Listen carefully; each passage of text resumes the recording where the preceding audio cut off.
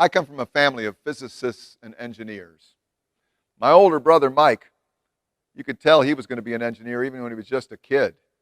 And he was interested in science all the time. He wanted to know how things worked, and he wanted to know how they were built, why they did what they did. As a matter of fact, I heard stories about him as I was growing up. Since he was older than me, I heard about stories when he was a little kid where he did things that revealed his fascination with science. Like the day he went out into the backyard and he took a rock and he threw it up into the air and he watched it for the longest time and then watched it come back down. And he took another one and did the same thing, watched it all the way up, and then watched it come down. A couple of his friends came by and said, "Mike, what you doing?" He says, "I'm throwing this rock up in the air, and if you look, it'll reach a point where it looks like it's not moving anymore. It's just stopped in midair and comes right back down," referring to the apogee of the curve. Well, they all got fascinated by this, so everybody is in the backyard throwing rocks up in the air. They're like 4 or 5 kids throwing rocks up in the air. They're watching them until they reach that point where it seems to stop in midair and come back down.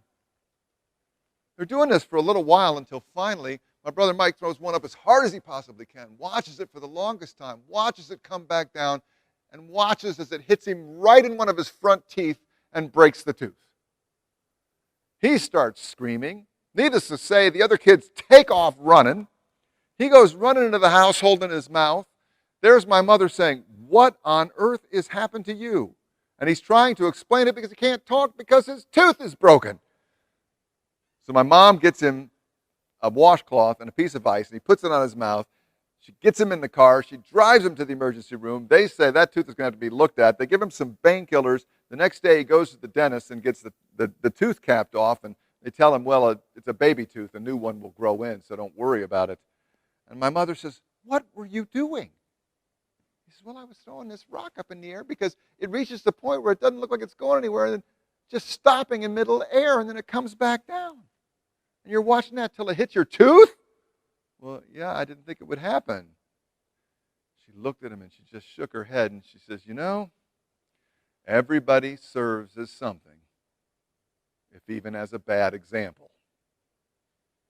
Needless to say, I don't think my brother found that much comforting. But we all had to have our experience with gravity. Next up to bat was me. I had my own experience with gravity. I was just learned how to ride a bike.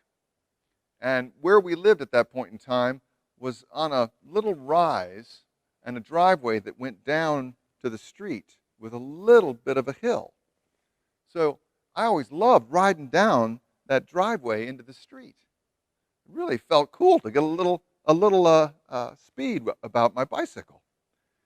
And one day, I'm hauling out plywood and cinder blocks, and all my friends are gathering around saying, "Steve, what you doing?" I said, "Well, it suddenly dawned on me that if we put some plywood on the driveway and raise up the end of the plywood with some cinder blocks, we could get airborne riding our bikes." So the guys all helped me. They said, "That would be great. Let's try that." So here we go. We get the plywood together. We get the cinder blocks together. And since it was my idea, I get to go first. So I go all the way up to the garage door at the very end of the driveway and start tearing down that driveway onto that ramp. I come off the ramp, and yes, I did get airborne. It worked. Well, I hadn't been riding a bike that long, so when I came down, it got really, really wobbly. And so I was going back and forth, and finally, I came across and ran my head into the mailbox across the street. The corner of it poked me right there. That dimple is not God-given, it is earned. Needless to say, there was blood everywhere. I'm holding the side of my head, running back to the house. The kids with me were all scattering, wanting to have nothing to do with it. I go in the door, my mother screams, "What the hell happened to you?" She gets a washcloth, puts it on my face, gets me in the car, drives me to the emergency room, and they put 3 stitches in here. Well, finally, we get back home, and she looks at me and says, "What on earth were you doing?" I was trying to get airborne with my bicycle, and it worked. Really did work. And she just looked at me and sighed, and she said, everybody serves as something, if even as a bad example. Well, a few years later, my younger brother comes along. And Mike and I were outside, and I think we're shooting basketball hoops. And our younger brother, Chris, was looking up at the roof. And we said, Chris, why are you looking at the roof? He says, I have an idea. Really? What's the idea? I bet if I get big enough wings and I ran off the roof, that I could get airborne. Mike and I look at each other. We'll help you. So we did. We helped him build some wings. We got the ladder out. He climbed up on the roof. We said, don't actually try and jump out. Jump up and flap. And that way, if it doesn't work, you'll come down in the bushes next to the house and you won't get hurt. Oh, okay. So he goes up onto the roof, climbs that ladder, comes tearing down the roof, jumps off, flap, flap, flap, flap, boom, right into the bushes. And we say, well, I guess it didn't work. He said, no, I don't think I ran fast enough. He's going back up the ladder, gets on the roof, starts running down, flapping like crazy, jumps off, boom, falls right down into the bushes. At this point, my mother comes out of the house and says, what the hell is going on? And there's Chris laying in the bushes. And after having done this twice, he's really pretty much ruined the bushes that are sitting there. She says, what on earth are you all doing?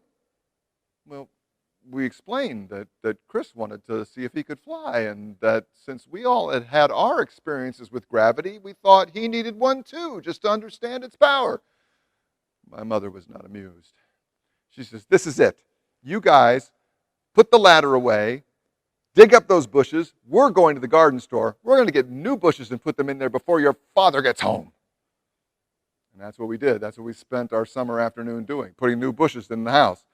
My father never noticed that there were bushes there, or if he did, he never said anything to us about it. My guess is my mother told him later, and he probably laughed like hell.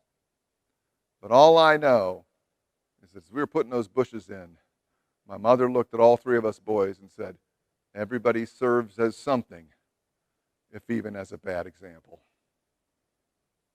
I guess that's one of my definitions of grace. If I mess up too bad, at least I served as a bad example. I have experience.